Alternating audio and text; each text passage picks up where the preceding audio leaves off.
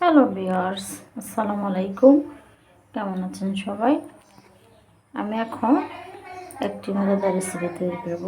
সেটা হচ্ছে এই যে ছোট চিংড়ি মাছ দিয়ে লাউ দিয়ে, এটা কিন্তু কদুও কয় লাউও কয়, অনেক টেস্ট।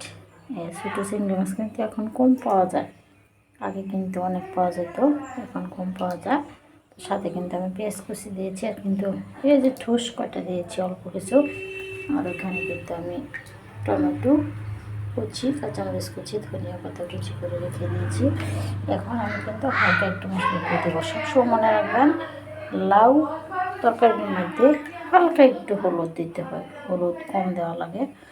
আর বেশি দিলে কিন্তু সবুজ থাকলে অনেক টেস্ট, আর মরিচ লাগেই না, কাঁচা মরিচ দিলেই চলে।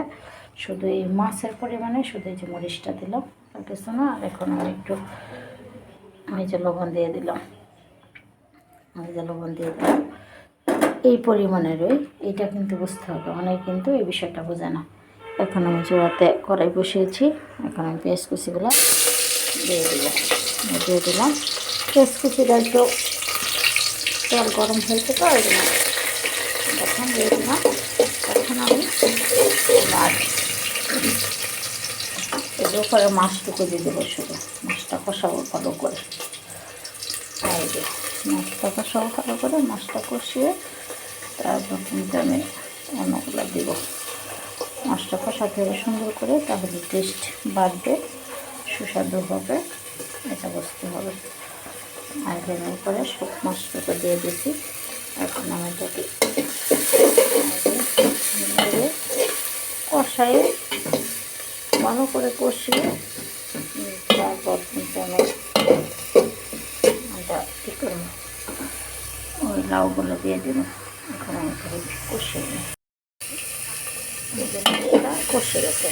দেখেন মাছটা কিন্তু সুন্দর করে কষানো হয়েছে। ছোটো চিংড়ি মাছ, এটা কিন্তু এখন খুব একটা পাওয়া যায় না। এখন আমি আমার লাউগুলো দিয়ে দিব। প্রথম লাউটা দিব, দিয়ে ভালো করে দিয়ে তারপর বাকি সবগুলো দিয়ে দিব।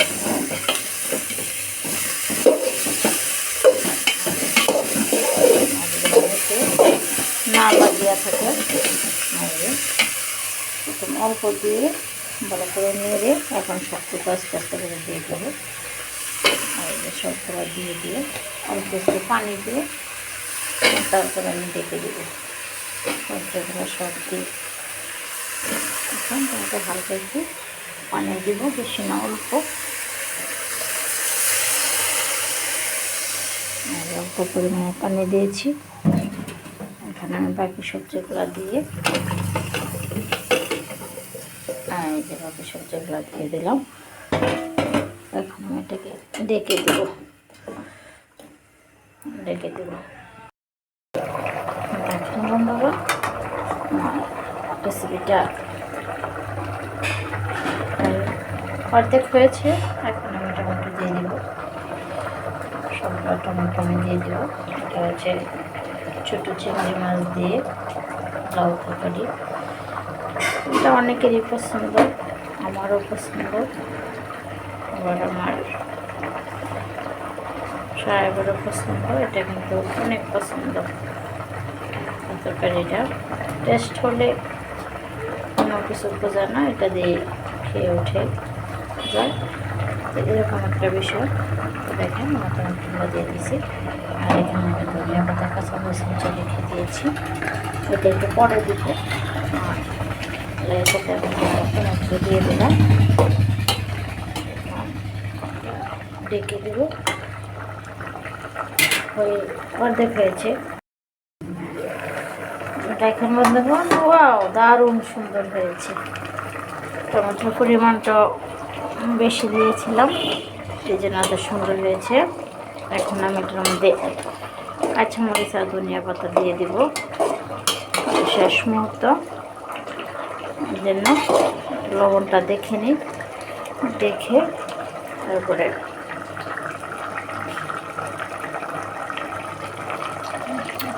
একটু লবণ লাগবো। আর কাঁচামরিচ আর ধনিয়া পাতা দিয়ে দিব। দারুণ হয়েছে, অনেক টেস্টি। এখন আমি কাঁচামরিচ আর ধনিয়া পাতাগুলো দিয়ে দিলাম, আর হালকা একটু লবণ দিয়ে দেবো, একটু লবণ লাগবে, এখন ডেকে দিই। দেখুন আমাদের চুলটা কিন্তু হয়ে গেছে, দারুণ হয়েছে।